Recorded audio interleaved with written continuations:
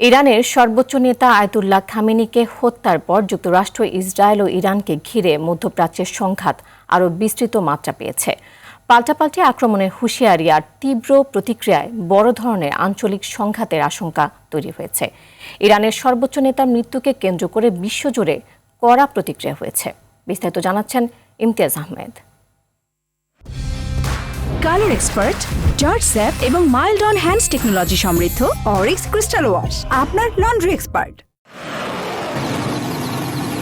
ইরানের শীর্ষ নিরাপত্তা কর্মকর্তা আলী লারিজানি ঘোষণা দিয়েছেন, যুক্তরাষ্ট্র ও ইসরায়েলকে এমন শক্তি দিয়ে আঘাত করা হবে যা তারা আগে কখনো দেখেনি।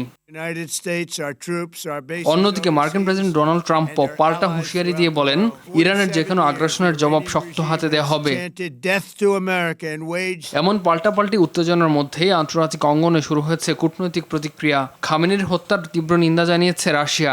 রাশিয়ার প্রেসিডেন্ট ভ্লাদিমির পুতিন ইরানের প্রতি সমবেদনা জানিয়ে একে নিষ্ঠুর হত্যাকাণ্ড বলে উল্লেখ করেছেন।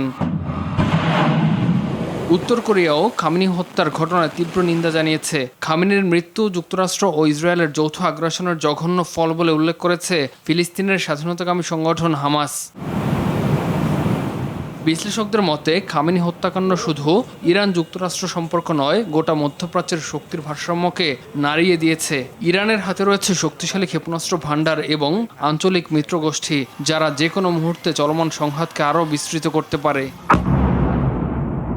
ইমতিয়াজ আহমেদ, RTV।